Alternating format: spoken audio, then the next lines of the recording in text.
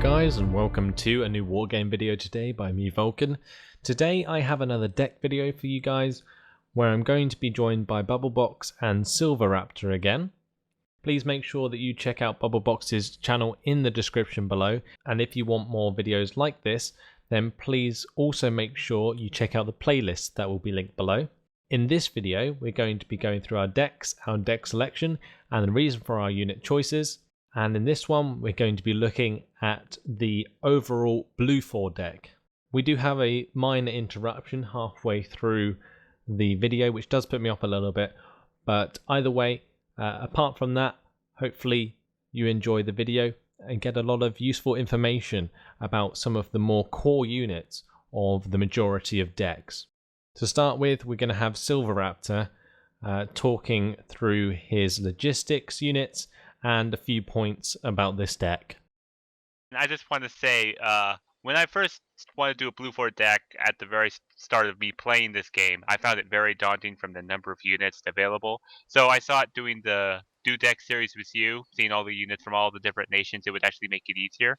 And first off, it did. It did make it a lot easier of what units I wanted. And at the same time, it made it harder because I didn't realize the number of those units were prototypes.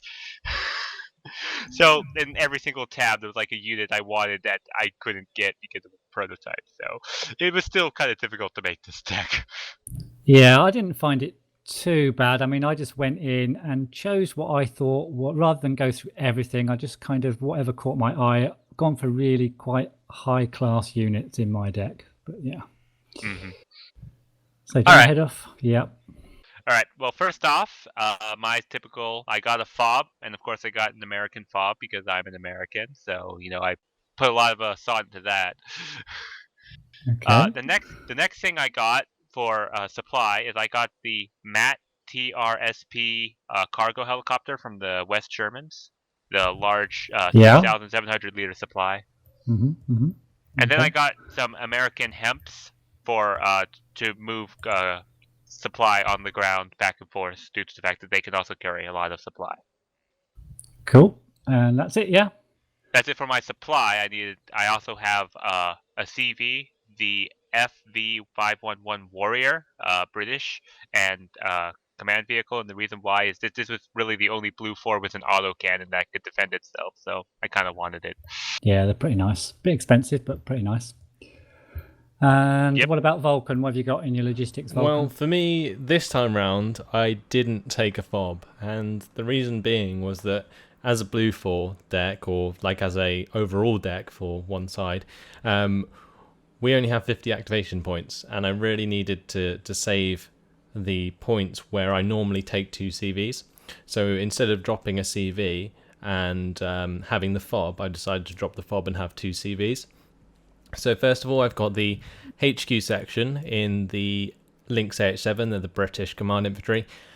And then I also have the Fuchs Fufu, which is the German command vehicle, which has 105 km/h off-road and is amphibious. Really good versatile unit for getting across rivers into places that you wouldn't expect. Also the reason that I have the command infantry and helicopters. Then I do have the CH-53s, but I have the American variant, and I also have the hemps. Yeah, cool. And I agree about the Blufor deck lacking in points. So you've got to be really careful what you spend your points on, especially if you end up in a kind of a longish game. You might even run out of units. Right. My thought of getting a fob was to resupply the units more, trying to more recycle the units to keep from losing them and keeping them at full strength was my thought for the fob. But yeah.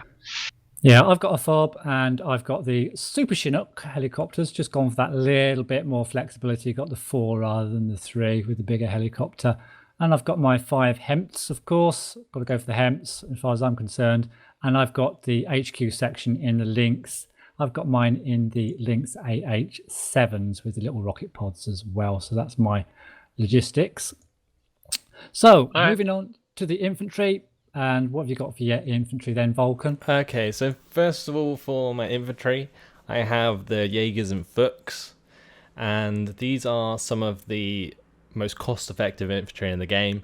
They're 10 points, and they come with a 10-point APC, and they both the APC and the infantry share the MG3, which is an incredibly good machine gun for these squads. Also, they have the G3A2, which is 40% accurate for a 10-point squad, which is really, really nice. Also have a pretty decent AT weapon, so really, really good value for money squad.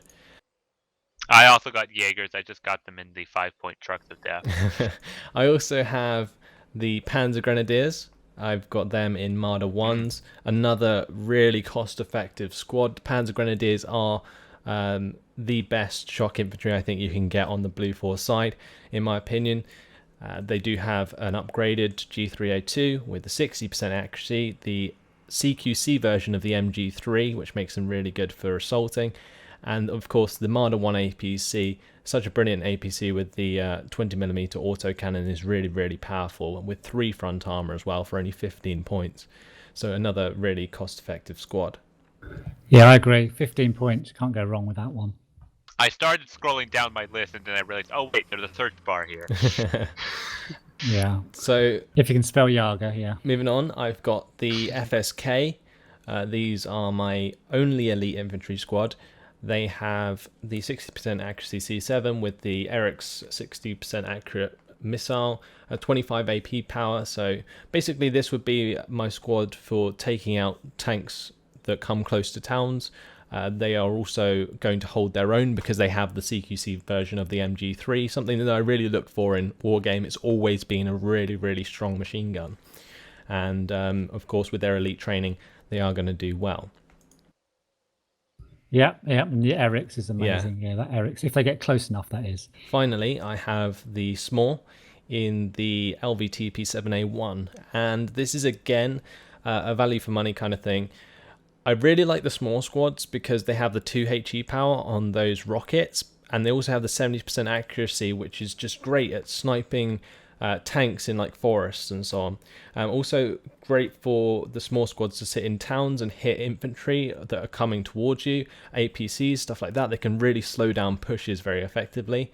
They are shock trained, so again, that makes them even better. And then you do get the LVTP7A1 with the grenade launcher, which is an incredibly powerful amphibious vehicle that comes with them, and just really, really strong with the 1,225 meter on that grenade launcher. That range is just too good. So I really like that APC, and that's what I've got. I got the exact same thing for the exact same reasons. What, the smalls? Yeah, the smalls and the Jaegers, but I got them in, like I said. Cool. And did you get anything else apart from the Jaegers and the smalls? Yes, I did. What else have you got then? I just thought when I was designing this deck to more on multi-roll, on having units be able to do multiple things at once. So I, of course, got 2 stacks of SAS with M16 rifles, stingers, and anti-tank weapons that basically can do it all. Yeah, they can do it all apart from against other good infantry, yeah. But they're decent. Right. Yeah, so I got these as basically my anti-air infantry, but they can also, take on tanks and other infantry to an extent. That's why I kind of got them in Lynx AH1s, just trying to cut down on the price that they have. Okay. And then also I got some U.S. Marines and LVTP 7A1s as well. Basically, these will be partnered with the SMAs and Jaegers for the ground force. So. Okay, cool. Yeah, I got kind of half and half of what you guys have got, really. I got Panzer Grenadiers because I do really like these. These are really nice all-round infantry squad for not too much money, 20 points. And I got mine in Marder 1s as well, as Vulcan's already gone over. But I got 2 sets of them. Now, I was thinking about getting the smalls instead of my second Panzer Grenadier, but I went for the second Panzer Grenadiers card in the end, both of them in Marder 1. So they're going to be my main infantry. And I also went for the SAS as my kind of all-round and extra AA units as well. Again, as we've said, points are hard to come by in this deck. So I got these SAS as a kind of a dual role manpad and infantry stroke APC fighting unit that can move fast as well. However, I've also gone, because these the Swedish infantry are pretty damn good. I've gone for the PVGRP RBS 56 in STRFs. I got them partially because I wanted a decent anti-tank weapon, and the STRF trucks are pretty good against kind of helicopters, other ground units as well. So yeah, that's my infantry. 4 cards. So if we move on to the support, I think Silver, what have you got for your support? Like I said, for multi-role, first thing I grabbed, which I was glad was not prototype, was the ADATs the Canadians have. Oh, Anti-tank, anti-helicopter, very good range, non-radar. The only problem is it's a bit guided, but most aircraft anti-air things are guided as well. Yeah, I find the biggest problem with this is just the lack of armor, really. I know it's an anti-air unit, but it's quite expensive for 90 points, and if it gets artillery, then you regret getting it sometimes. Yeah, but it's got pretty good range. I also got some Chaparrals, the 70-point variant, because these are also very good against helicopters. Yeah, they're a really, really nice unit. Yep, cool. And for further supplement, I got the iHawk Pips, the American version, because of their incredible range against helicopters and aircraft. So they'll be able to shoot down any pesky planes that come around. Yep, so you got some nice, all your, pretty nice long-range anti-air units for against planes and helicopters. And I finally got one artillery piece. I got the 155 SP Japanese artillery. It's 60 points. It has a wide dispersion, but it has 7 HE power. And I fought 7 HE power for 60 points, and I can bring in 6 of them. This would be pretty good for suppressing an area. Unusual choice, but I guess they've got 42 rounds, so you're not going to be sucking on your fob too badly with these things. Yeah. Right. What was that unit? The 155 SP Japanese artillery, 60 point. Oh, okay. Yeah, not the best unit in the world, but yeah, I guess whatever floats your boat. Okay, for me, I have the 8 K263s. These are basically PVADs, but the South Korean variant. And yeah, they just really, they're an upgrade from the PVADs, which is really strange, I found. But they cost the same, I think. So you get, I think it's more accuracy. Really? I thought they were the same. You're actually better. Okay. If I just quickly check, I think they are better. Oh, I can't find the other ones now. Hang on. Yeah, there's such a lot of units to scroll through. But yeah, I will take your word for it on that one for sure. They are amphibious as well. I just noticed. That's it. Okay, that's the difference.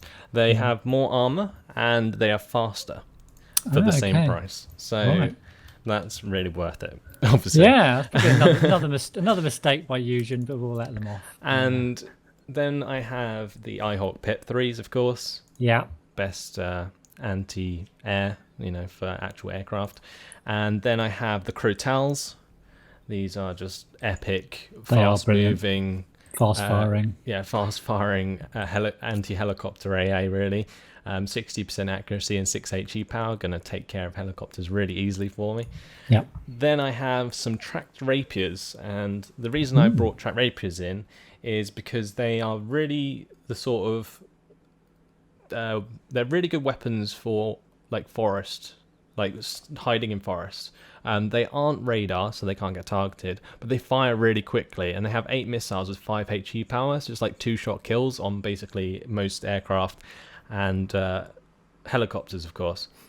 Obviously, the aircraft have to fly pretty much right over it in order for it to fire, but it's still got a pretty decent range against helicopters as well. So, really nice unit, in my opinion, just because of its fire rate mainly. Yeah, I rarely see these actually in game, apart from if people have got British decks, to be honest. But they've got a nice range against helis, for sure. Then finally, I have the Panzer Mortars M113s, and these are the only Blufor mortars with 5 HE power. So, the HS30 also has 5 HE power, but I prefer to have the extra speed and the amphibious APC with the mortar for 10 points more. So that's why I have the M113. All right. Cool. What have I got? Well, you know, you said the Hawk Pips are the best AA radar or best aircraft AA in the game. For some reason, I've got Noah's. I don't know why I've picked those now. I guess I'll keep them. They're really slow to move, but I'm going to keep them. I don't know why I chose them, but I've got them anyway for my radar. But I've got They are 10 points cheaper than the Hawk Pips. Yeah, but yeah. I know I've got Crow Towels anyway. So who needs Noah's when you've got Crow Towels? I've got Crow Towels. And I've also got the K242 mortars for my mortars.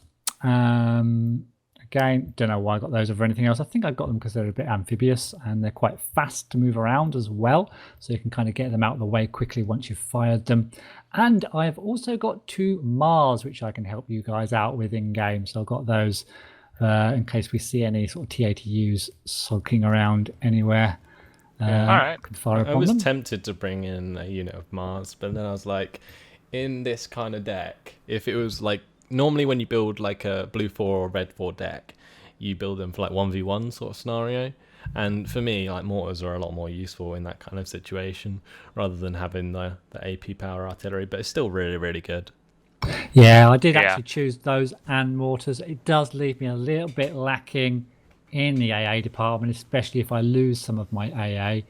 Got the SAS as well, and I've got some aircraft coming up. But yeah, you're right. Sure. So let's move on to the tanks. Silver, I think, is it you first on the tanks? What have you got? No, I was first with support. Vulcan. Oh, I do apologise. Vulcan, what have you got for your tanks? I've got, first of all, the Challenger 1 Mark III. I thought you might have. Yes. Very, very much because I'm patriotic, but also because it's cheaper than the Kyomarishiki, but it has a better gun. Like, in my opinion, the Challenger is well, actually, the gun's not better, but it's just like it seems that the tank is better in general, in my opinion, for the kind of fighting that you come up against in these kind of games. You get 4 HE power on the cannon compared to the 3 of the Kyomarishiki, so it makes it instantly better against infantry. You also get a little bit more armor, so like side armor's improved, which again makes it good for supporting heavy pushes into enclosed areas like between towns or in forests and that kind of stuff. So it becomes much more of a multi-role tank, which is much better in these kinds of situations where you don't have many points to work with. So exactly. That's why I've got the Challenger 1. I think the Kyomarishiki is actually faster off-road is the only difference. Yeah, it's faster and less armored on the side and rear, but in general it's yeah, the Kyomarishiki is still a good choice, but the Challenger 1 Mark III took my fancy in this case. For my next tank, I have the K1. It's basically a better M11 IP. Or M1 IP. So, yeah, the K1, 2,275 meter range on its cannon for 85 points with 60% accuracy. Really, really strong tank. 16 AP power, 3 HE power. So really, really good medium support tank with 17 front armor as well, which is really, really strong for its cost. If you think the Challenger 1 Mark III has 20 front armor for 155 points, and the K1 has 17, which is only 3 less for 85 points, then you know, you're laughing really. And it's also got 70 kilometer per hour speed with 50% stabilizer. So it's just a really, really strong tank for its price. Yeah, one of the best medium tanks in the game for sure. Then for some follow-up range damage, I've got the Nanoyon Shiki E's. These have 75% accuracy and 55% stabilizer with 16 AP power and 3 HE power, with the 2,275 meter range for only 50 points. They obviously lack in the armor department in order to make up for that cost. You've only got 6 front armor and 3 side armor, but you are going to be keeping these at range in order to do the most damage. So these are very much the sort of fire support role as you are pushing in, and they will sit at the backside, whereas you could probably move up your K1s and Challengers with the push, whereas these guys would have to stay back in order to avoid ATGMs and so on. And then finally, I have the STRV-102R. This is like my cheapest tank. Only costs 35 points, but has 50% accuracy. Another really good tank for assaulting, mainly because it has 9 front armor, and just a really good value for money tank because it has strong armor and a strong gun for its price. It's obviously moving really slow, but in general, really, really good. Cool. So you've got quite a lot of armor for the Blufor deck then. That's a lot of yes, armor. indeed. But all of it is veteran. I have it all veteran. Or hardened, sorry. Yeah, I was a bit worried when you went for the big challenges at the start. You weren't going to have much armor, but I was proved wrong. So, Silver, what have you gone for? I kind of hate the points of the American tanks because I haven't gotten a single American tank like Vulcan. But I got the Challenger 1 Mark III, very good heavy tank. And then to supplement it up, I kind of went for heavy, medium, and light-ish medium tanks. My medium tank is the Leopard 2A1. Pretty good tank, good front armor, good AP power, long range. So that's the supplement to the Challenger 1 Mark III. I also got the K1s because I like Vulcan said, they are just a better M1 IEP for 5 points more to have a better gun. Yeah, cool. And then I also saw for tank defensive line, I got the STRV 103C, the Swedish unit, because of its small size and its high rate of fire. It's good for deflecting any hard pushes the enemy might throw at you. Yeah, so you've kind of both gone for kind of a similar strategy there, kind of a lot of tanks. I haven't got a lot of tanks. I've only got 2 cards of tanks. Now I've gone for the Leopards. For my sort of heavy tank, I've gone for the Leopard 2A4. I chose this over one of the sort of top range tanks just because I got like an extra 1 really. So I could have got 3 of the heavies, or I could have got 4 of these, which are still fairly decent tanks, I think. And then for my second tank, I've actually, and this is going to be a bit controversial, I've gone for the AMX 30B2 Brennus, mainly for its combo of an pretty decent main gun. It's got the long range, it's got 60% accuracy, and it's got 16 AP power, but it's also got that auto cannon that can shoot at helicopters and ground units. It does lack armor though. For a 65 point tank, it does lack a bit of armor, but it's pretty nippy and can get around the board. And that's it. That's all my tanks. I'm a bit weak in the tank department. Just remember, it can't fire its autocannon and main gun at the same time. Right, can it not? It cannot. I've tried it out. Really? Okay, I've learned something new every day. Also, yeah, another problem is that it doesn't have a stabilizer, so its main gun is kind of useless with its speed. Oh, okay. Oh, God. It'll fire its autocannon on the move at 5% stabilizer. I'm depressed now. Okay, fine. I'll just attack move it. Actually, if I attack move it, it fires 1. If it fires its main gun, then it's not going to be able to fire its autocannon. That's crazy. Yeah, I don't know. The thing is with like the AMXs, they used to be really good, but now they're just not very good because you got that 65 points and you got the terrible armor, and they just get picked off so easily. I want to get the K1s now. Especially if you're going to go into the like auto cannon range, then you're in big trouble. Yeah, you can go ahead and get the K1s. I'm going to be really naughty. This is quite an old deck I'm using, so I'm going to swap it out for the K1s, I'm afraid. I'm going to be really naughty. There we go. That's a bit of a cheat there. Okay, moving on. Reconnaissance. Fire away, whoever's turn it is to start on the reconnaissance. Go on, Silver. Okay. First off, for air reconnaissance, I actually got the Kiowa, the American anti-tank chopper. Exceptional optics, has 4 Hellfire missiles, able to just keep an eye out the start of the game. Okay. Quite expensive, but yeah. Yeah. I then got the M3A2 Bradley, the more expensive Bradley as well. Very good optics, can sit in the tree line, shoot with its Toad 2 missiles, and also provide a little bit of infantry ground support at pretty decent range. Yep.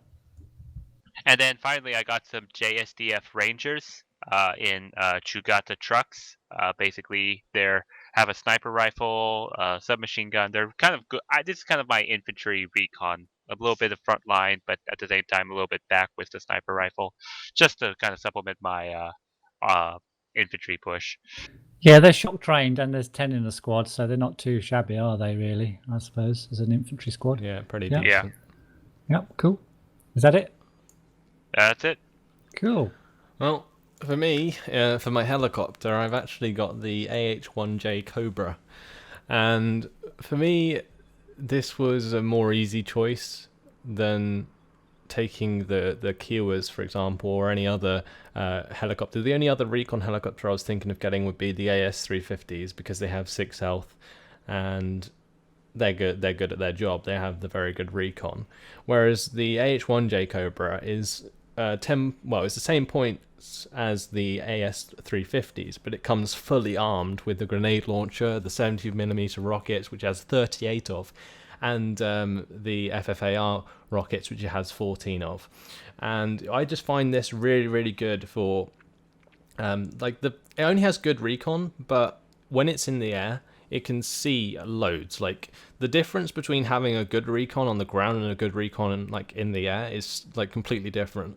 So with this AH-1J Cobra, it can really take care of itself. It can take out units it spots by itself, and I think that just makes it really, really versatile and worth having.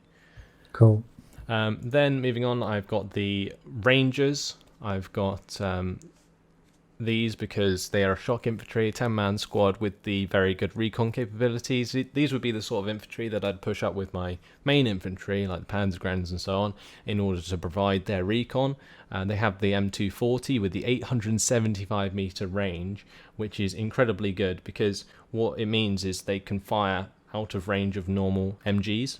Right. It's 100 range more, so they open up beforehand, and because they're shock infantry, they get the suppression down quicker. So that makes them really, really strong. Comparing them to my my Rangers, they are kind of better in that regard. I'm trying. Well, almost yeah, tempted. but the DMR on the JSDF is longer range, I think, even more. Yeah, it is. I guess I'll just leave them and use them as a sniper. Then, moving on, I do have a separate sniper squad.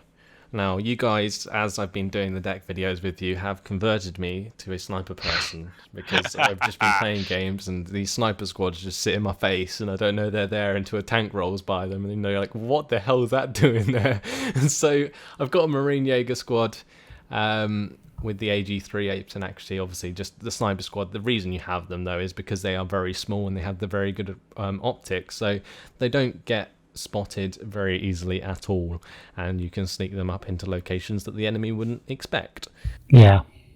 Then finally, I have the SPPZ Lux, which is probably one of my favourite all-time recon vehicles, all the way back from European Escalation.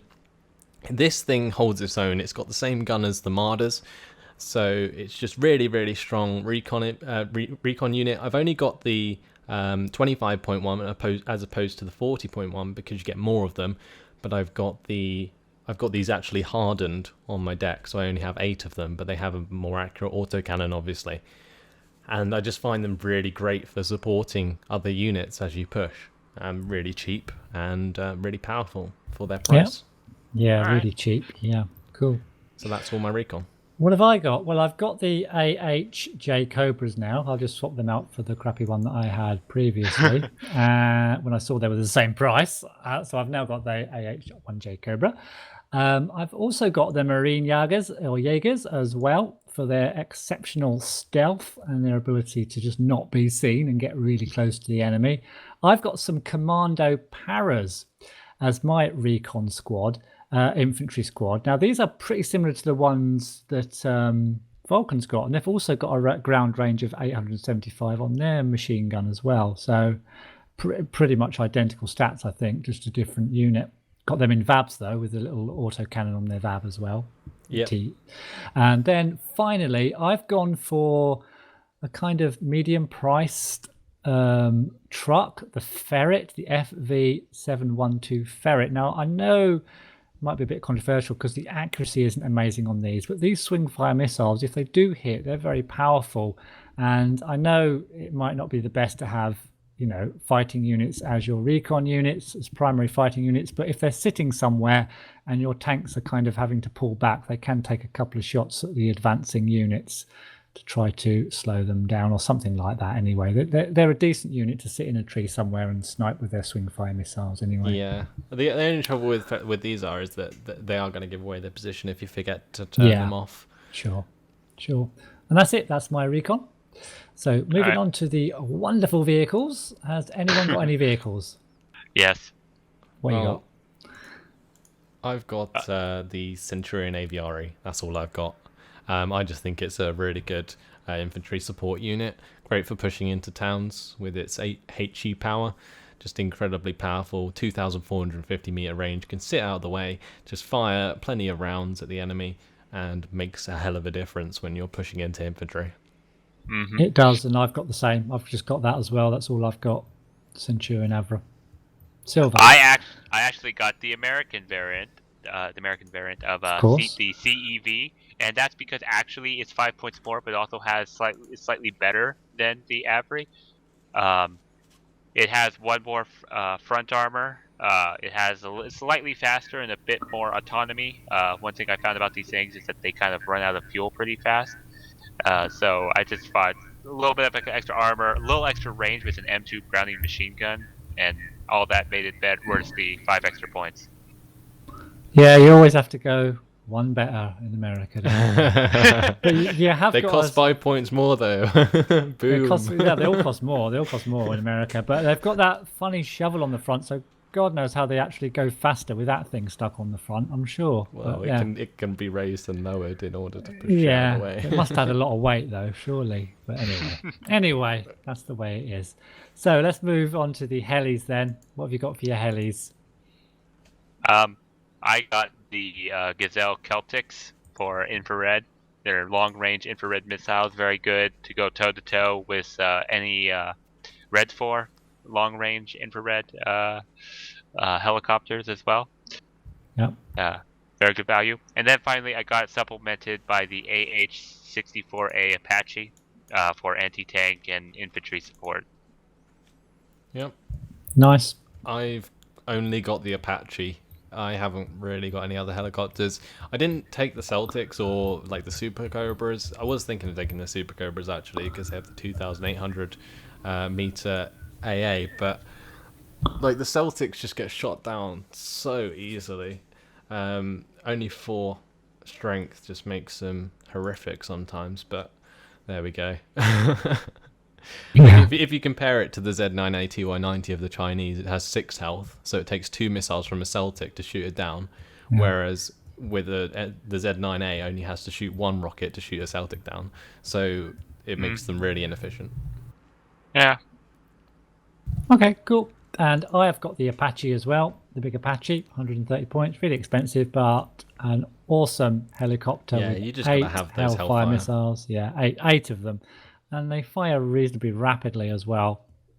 And I've actually got the Super Cobras as well. So got a TOW2 missiles and the AIM-9M as well. So I've got those. Seem better because they have the 6 strength and they have the range.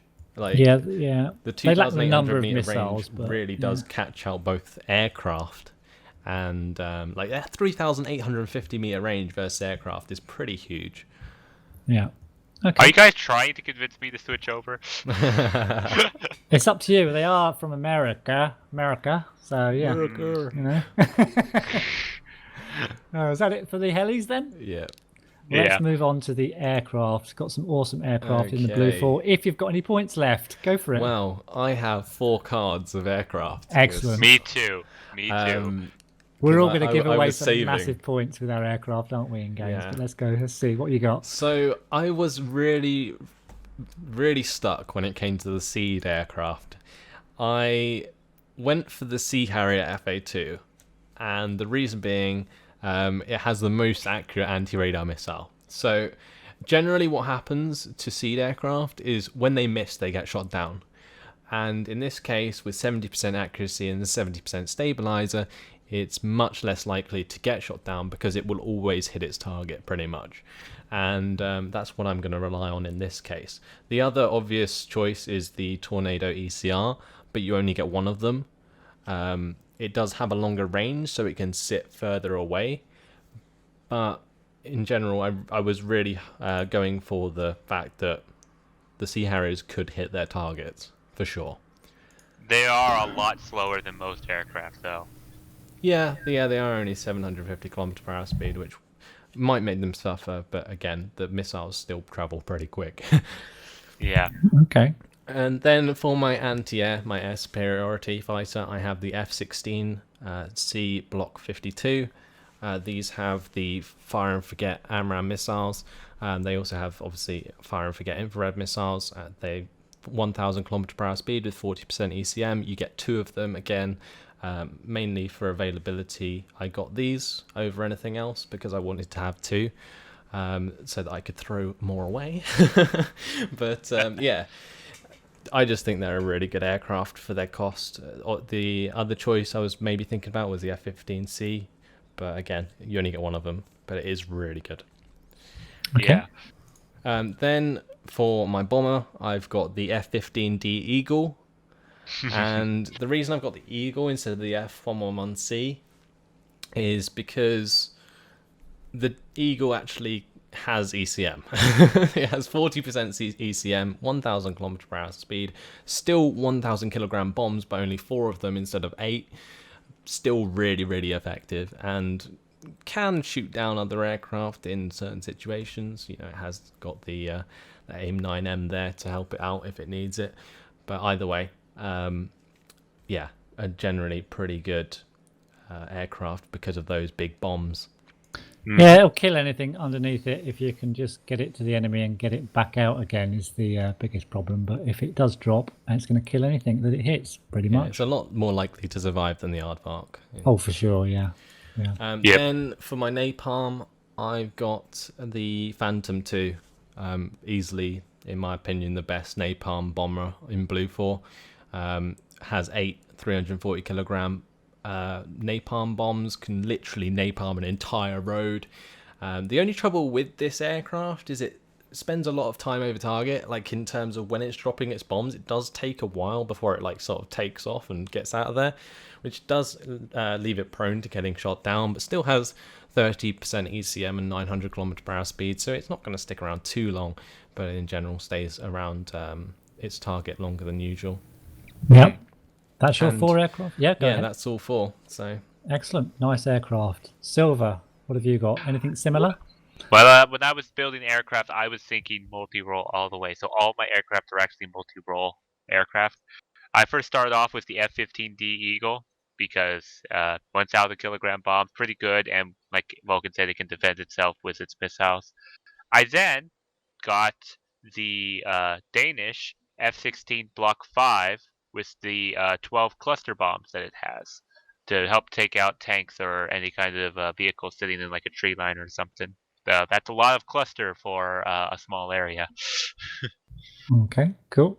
I also got the Phantom 2 as well, the 8 napalm. That was is a very good choice.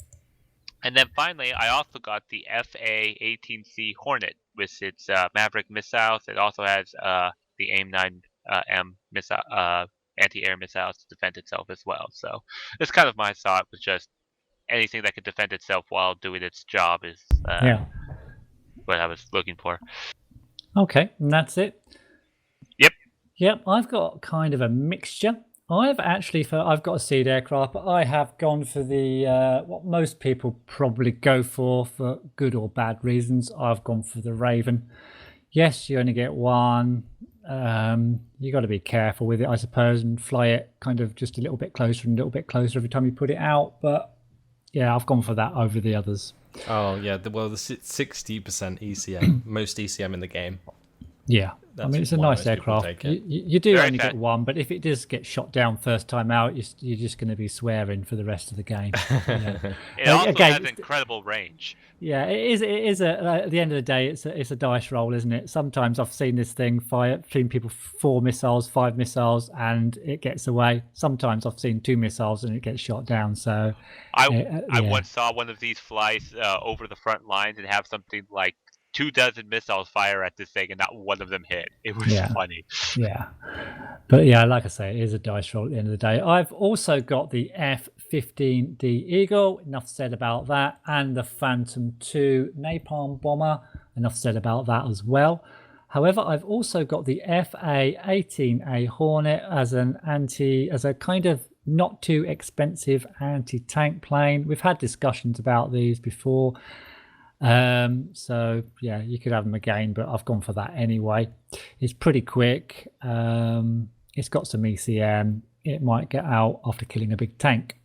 Then I've got Just remember the F-18A those are semi-active missiles, whereas the Hornet is fire and forget. So you do have to kind of have it pointed direction until the missiles hit. I knew you were going to say that. Yeah. Yeah. I have also got the CF-18 Hornet as my kind of cluster bomber. Really. I don't know what you think about that, but I've gone for that as my cluster bomber. Mainly, it's got 30% ECM. Again, I've gone for all my planes. I've got decent ECM basically, so got to be used against kind of really high value targets. They're all worth a lot of money, so got to be a little bit careful with them. Comparing your cluster bomber Hornet to my F-16A Block 5, mine is actually a lot cheaper than the Hornet, and it has more cluster bombs. It just has 10% less ECM. And I'm just finding it. The F-16, where is it? F-16A? F-16A. Block 5 it is. Block 5.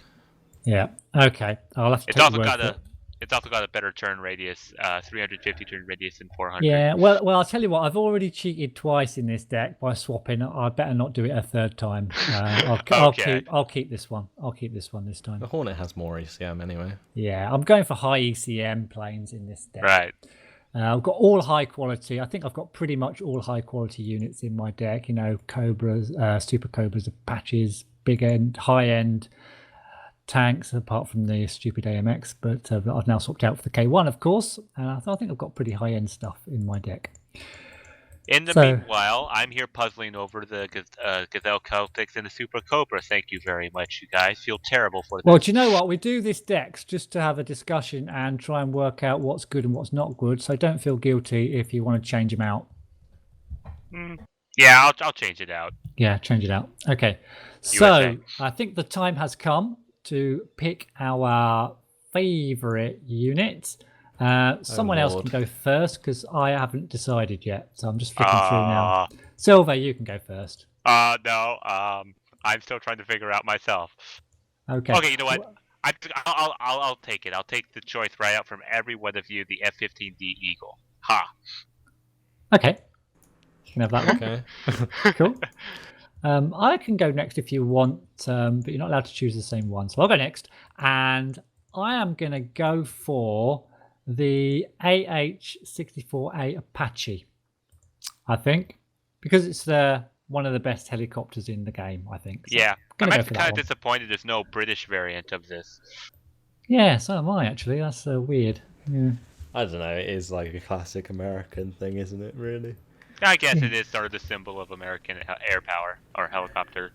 But yeah, I'm definitely going for that one. What have you got? Yeah, those Hellfire missiles are beautiful. But for me, it's going to be the K1. This tank is like the pinnacle of value for money on Blufor. It is, yeah. Just such a good tank for its cost. Like just the 60% accuracy, 17 armor, just really, really good for 85 points. And with myself summing it up, I'd like to thank Bubblebox and SilverRaptor for allowing me to help them with their Dudex videos. If you'd like to see more videos like this, then please make sure that you check out their playlist.